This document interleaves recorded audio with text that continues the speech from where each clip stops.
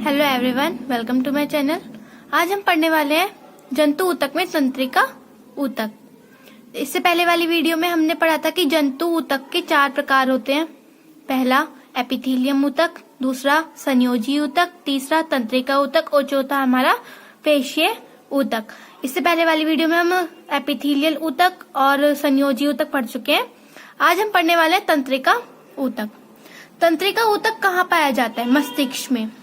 जैसे इसमें लिखा हुआ है, मस्तिष्क तंत्रिकाएं मिलकर तंत्र बनाती हैं।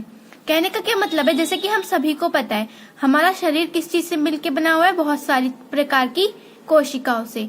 और जब एक प्रकार की बहुत सारी कोशिकाएं मिल जाती हैं तो वो क्या बना लेती हैं? ऊतक बना लेती हैं।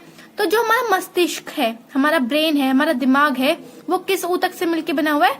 तंत्रिका ऊतक से मिलकर बना हुआ है। तंत्रिका तंत्र की कोशिकाएं न्यूरॉन कहलाती हैं।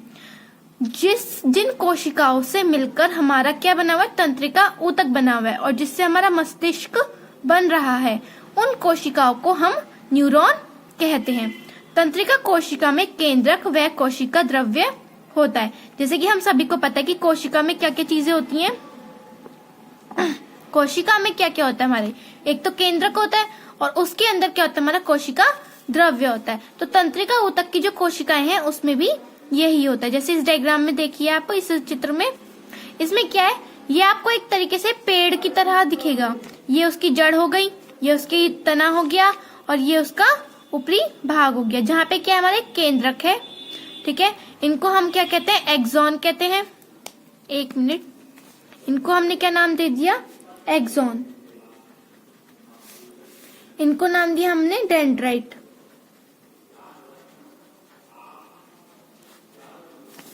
ठीक है, तो अब देखिए ये जो हमारी क्या है, इस कोशिका को हमने नाम दिया है न्यूरॉन, जिसको मिलाके हमारा बना है मस्तिष्क। ऐसी ही बहुत सारी बहुत सारी कोशिकाएं जुड़कर क्या बनाया? हमारा मस्तिष्क बनाए।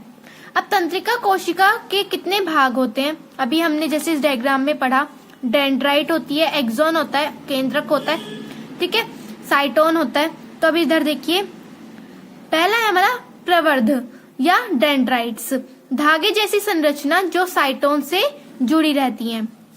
दूसरा है हमारा साइटोन, कोशिका जैसी संरचना जिसमें केंद्रक व कोशिका द्रव्य पाया जाता है। वह संवेग को विद्युत आवेग में बदलती है।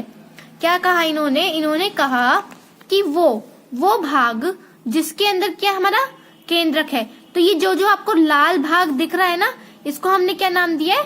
साइटोन। ये पूरा का पूरा हमारा क्या है? हमारा साइटोन है।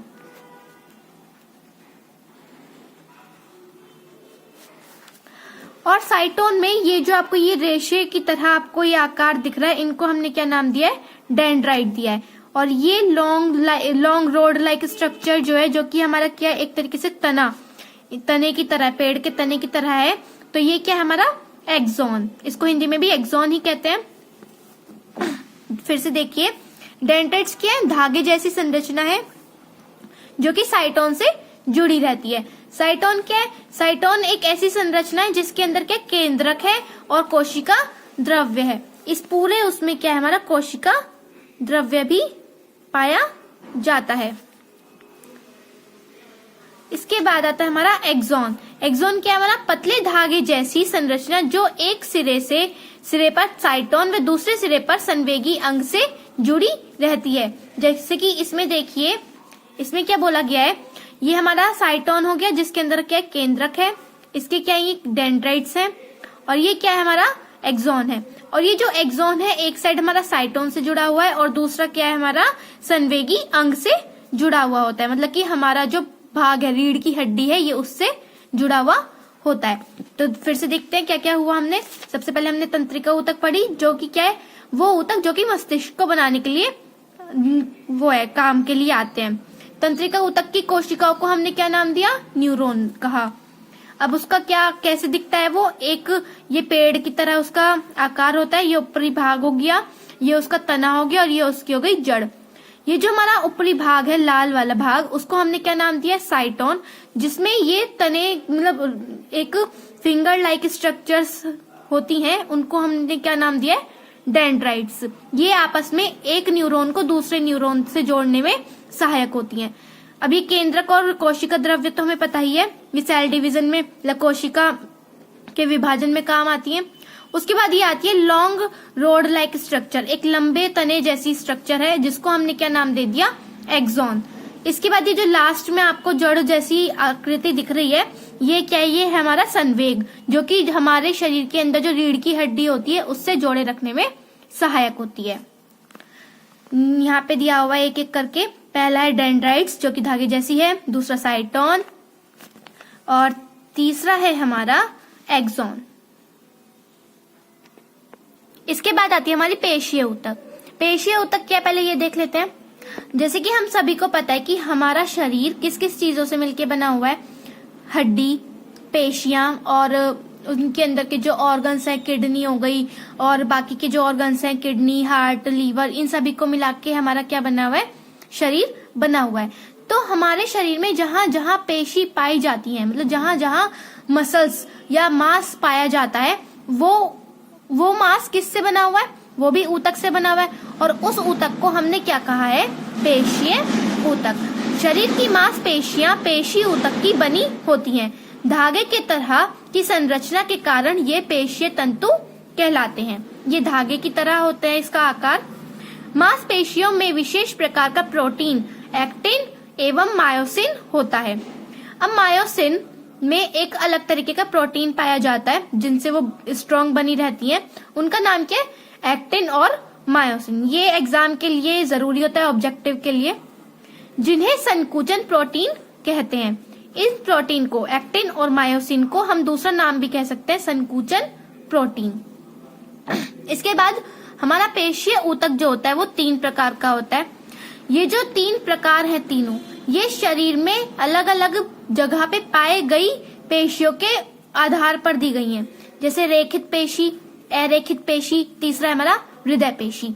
अब तीसरा वाला देखो, सबसे पहले हृदय पेशी जो दिया हुआ है, हृदय मतलब कि जो हृदय को बनाने में जो पेशियों का काम हुआ है, उन पेशियों को, उन पेशी ऊतक को हमने नाम दिया है हृदय पेशी ऊतक। अब बात आती है, पहली आती है हमारी रेखित पेशी। सबसे पहले तो ये देखिए हमारे शरीर में कहाँ कहाँ पेशी पाई जाती है। एक तो पूरी बॉडी पे, हड्डियों के सबसे ऊपर, वो होती है हमारी रेखित पेशी, जो कि बेलन आकार की होती हैं और शरीर की गति में सहायक होती हैं। कहाँ पाई जाती है रेखित पेशी, पूरे शरीर पे, जहां जहां हड्डियां हैं, हड्डियों के ऊपर जो पेशी है वो हमारी रेखित पेशी होती है। ये शरीर की गति में सहायक देती है और ये बेलन के आकार की होती है। हल्की और गहरी धारियां मिलती हैं। जैसे इस डायग्राम में देखिए, ये आपको बेलन आकार है, इस पे धारियां दिख जाएंगी हल्की और गहरी। इसके बाद आती है हमारी अरेखित पेशी। अरेखित पेशी हमारी मिलती है लंग्स मतलब फेफड़ों, आंतों और जितने भी हमारे हृदय को छोड़ के जितने भी ऑर्गन्स हमारे शरीर में पाए जाते हैं, उनके ऊपर जो पेशी ऊतक पाया जाता है वो होता है हमारा अरेखित पेशी। क्या कहा मैंने, लंग्स, इंटेस्टाइन मतलब छोटी आंत, बड़ी आंत, फेफड़ों या जैसे हमारा गुर्दे हो गए, उन सभी के ऊपर मांस पाया जाता है, पेशी पाई जाती है। तो वो पेशी किस ऊतक की बनी होती है, अरेखित पेशी की बनी होती है। ये कैसी है, ये स्पिंडल शेप मतलब शक्वावार सिरे जैसी होती है। क्या मतलब, ये जो पेशी है इसके दोनों साइड में ये बिल्कुल पैनी सी इसका आकार होता है, पैना आकार होता है और बीच में से ये मोटी होती है जहां पे केंद्रक भी मिलता है। इसके बाद आती है हमारी हृदय पेशी। ये वो पेशियां हैं जो कि हमारे हृदय को बनाने में सहायक है। इनका आकार है बेलन आकार और सखित होती है मतलब स्ट्रांग होती है। शक्वावार सिरे वाली होती है मतलब दोनों तरफ से खुली हुई होती है और एक केंद्रक युक्त होती है। इनमें एक केंद्र पाया जाता है। कहने का क्या मतलब है, केंद्र तो बहुत सारे हैं, ये भी केंद्र है, ये भी केंद्र है, ये भी केंद्र है। इसका क्या मतलब है, इन दोनों धारियों के बीच में केवल एक केंद्र पाया जाएगा। लेकिन जो हमने रेखित पेशी पढ़ी थी उसमें क्या था, दोनों जो ये धारियां हैं इनके बीच में 2 केंद्र भी पाए जा सकते हैं, 3 केंद्रक भी पाए जा सकते हैं। Thank you. आज ही हमारा चैप्टर कंप्लीट हो चुका है।